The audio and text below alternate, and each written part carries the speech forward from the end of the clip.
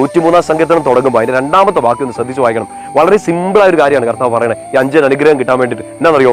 103:2 ഇങ്ങനെയാണ് നമ്മൾ വായിക്കുക: എൻ്റെ ആത്മാവേ കർത്താവിനെ വാഴ്ത്തുക, കർത്താവിനെ മഹത്വപ്പെടുത്തുക, അവിടുന്ന് നൽകിയ അനുഗ്രഹം ഒന്നും മറക്കരുത്.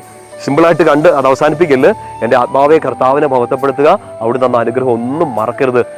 ഈ ഒരൊറ്റ കാര്യം ചെയ്താൽ ഈ 5 അനുഗ്രഹം നമുക്ക് പ്രോമിസ്ഡ് ആണ്. എന്നെ ഒന്ന് പിടികിട്ടുന്നുണ്ടോ? എൻ്റെ ആത്മാവെ കർത്താവിനെ മഹത്വപ്പെടുത്തുക എന്ന് വെച്ചാൽ നിങ്ങളിപ്പോൾ കടന്നു പോകുന്ന ഒരു പാതാളത്തിലായിരിക്കും, പാപക്കുഴിയിലായിരിക്കും, നിങ്ങൾക്കൊരു കരുണയും സ്നേഹം ഒന്നും കിട്ടാത്തൊരവസ്ഥയായിരിക്കും, ഒന്നോട് തോറ്റിരിക്കുന്ന ഒരു അവസ്ഥയായിരിക്കും. ജീവിതകാലം മുഴുവൻ സംതൃപ്തി പോയിട്ട് ഒരു സംതൃപ്തി പോലും, ഒരു കുറച്ച് തൃപ്തി പോലും ഇല്ലാത്തൊരവസ്ഥയൊക്കെയായിരിക്കും. വല്ലാത്ത നിരാശയായിരിക്കും. എൻ്റെ ആത്മാവെ കർത്താവിനെ വാഴ്ത്തുക. ഈ ഇരുട്ടിൽ കടന്ന്, ഈ രോഗത്തിൽ കടന്ന്, ഈ സ്നേഹം കിട്ടാത്ത അവസ്ഥ കടന്ന്, ഈ പാതാളത്തിൽ കടന്ന് കർത്താവിനെ മഹത്വപ്പെടുത്താൻ തയ്യാറാവുക. അവിടെ നൽകിയ അനുഗ്രഹം ഒന്നും മറക്കരുത്. നമുക്ക് ചിലപ്പോൾ പറ്റിപ്പോകുന്ന ഒരു അബദ്ധം ഇത്. ചിലപ്പോൾ ഈശോയോട് ഇങ്ങനെ ഓരോന്നോരോന്ന് പറയും, അത് വേണം, ഇത് വേണം, ഇത് കിട്ടിയില്ലോ, അത് കിട്ടിയില്ലോ, തന്നെ താമസിച്ചതൊക്കെ. പക്ഷെ നിങ്ങളൊന്ന് ചിന്തിച്ച് നോക്കുകയും, നമ്മളെല്ലാവരും ചിന്തിക്കേണ്ട ഒരു കാര്യമല്ലേ, നാളിതുവരെ എന്തോരം അനുഗ്രഹങ്ങളാണ് കർത്താവ് തന്നേക്കുന്നത്. നമ്മൾ ചിലപ്പം അതിന് നന്ദി പറയാൻ മറന്നു പോയിട്ടുണ്ടാകാം, ഓർത്തിട്ടുണ്ടാവില്ല. ചിലപ്പോൾ നമ്മൾ അത് കിട്ടുന്നത് വരെ കർത്താവിനെ ഓർത്തു, പിന്നീട് കിട്ടിക്കഴിഞ്ഞപ്പോൾ ചിലപ്പോൾ ഒരു നന്ദി പോലും പറയാതെ ചിലപ്പോൾ മറന്നു പോയിട്ടുണ്ടാകും.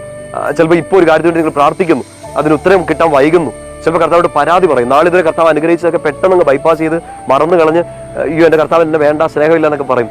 ആവശ്യപ്പെടുന്ന ഒറ്റ കാര്യം ഇതാണ്: 103:2 എൻ്റെ ആത്മാവെ കർത്താവിനെ മഹത്വപ്പെടുത്തുക, അവിടുന്ന് ചെയ്ത അനുഗ്രഹം ഒന്നും മറക്കരുത്.